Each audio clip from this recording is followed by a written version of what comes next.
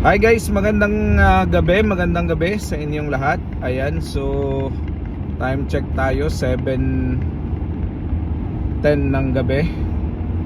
Sobrang lakas ng sinag ng araw. So guys, siguro napapansin niyo, marami tayong pinopost ngayon sa Facebook page natin, na mga video tungkol sa pag-aalaga ng RTL chicken, no? So nitong nakaraang buwan ay dumating yung aming RTL chicken. So 500 heads yung binili kong RTL chicken. So the first 3 weeks ay smooth sailing, maayos. Nagpapakain tayo ng tama, maayos yung ating mga vitamins, yung mga nagpa-flushing tayo ng antibiotics. Tapos nangingitlog na nung last week, no? May 20 nagsimulang mangitlog yung ating mga manok. May 6 dumating, May 20 nagsimulang mangitlog. Tapos for the last 10 days magaganda yung production ng itlog, increasing siya up to the level of 75%, 377 yung pinakamarami naming nakuha na eggs, no, noong pa third week namin dito sa pag-aalaga na to. So mula ngayon hanggang 6 ay isang buwan na sa amin yung manok. So tuwang-tuwa kami, syempre tuwang-tuwa, at nangingitlog na yung mga manok. Syempre may production, kumikita na kasi nabibenta namin yung mga itlog. Pero syempre may mga challenges yung pag-aalaga ng manok. May mga challenges syempre. Unang challenge namin na na-encounter is namatayan kami ng manok. So una, hindi siya namatay pero nag-prolapse, no? Malaki masyado yung egg. Tapos nangitlog yung manok, lumabas yung bahay itlog ng manok. So medyo delikado na yon, mamamatay din yon. So ang ginawa namin, pinakatay ko na yung manok para mapakinabangan at maulam. So yon.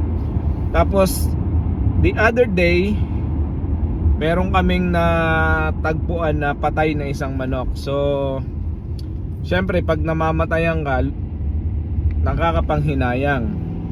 Tapos ngayong araw na to, may natagpuan na naman kami, yung caretaker ko, may natagpuan na naman na 2 manok na patay. So medyo nalungkot ako kasi 4 na dun sa 500 heads ang mortality, no? So medyo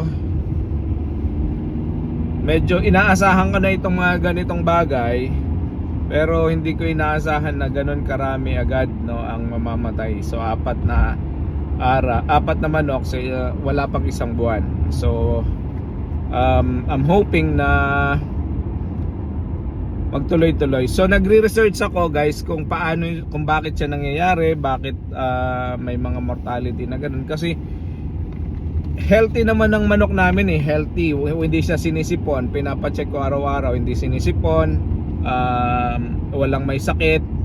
Tapos all of a sudden may mamamatay, no? So sa aking pagre-research, isa lang pala yung posibleng, may mga ilang dahilan, pero isa siguro yung pinakamukuha na dahilan, o 2 siguro. Una is sobrang init ng panahon, tapos nadi-dehydrate ang manok. Pero kami sagana sa supply ng tubig ang manok namin. Malinis pa yung manok, yung mga tubig na kinukuha namin, kasi iniigib pa talaga sa poso yon, dun sa deep well, no? Iniigib pa talaga namin ng pampainom doon. So talagang pang human consumption yung iniinom na tubig. Tapos ang ikalawang reason is yung prolapse, o kaya nababasagan ng itlog sa loob.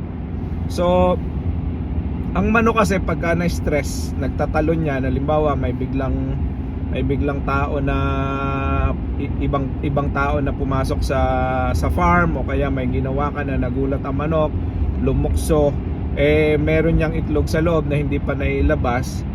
Pagka na basag yon, automatic, hindi magtatagal ang manok. Within 24 hours mamamatay ang manok. So siguro yun ang mga nakita kong reason kung bakit yung ating mga manok ay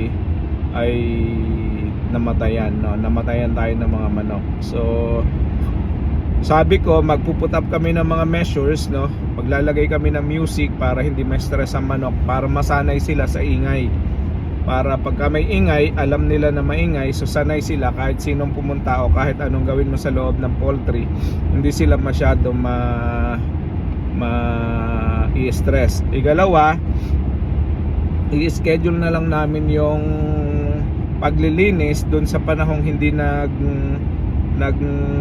hindi yung tapos na mangitlog sa araw yung mga manok. Kasi kung sa umaga gagawin ang paglilinis, nabubuo pa lang yung itlog, nandun pa lang sa tiyan, di pa nailabas, tapos na stress, yun, mababasagan. So yun ang isa siguro ng mga measures na ilan sa mga measures na gagawin namin para ma-prevent yung mortality, no? Hopefully ay mag-work at tuloy-tuloy tayo dun sa pangingitlog ng ating mga manok at wag na tayo mamatayan. So yun lang.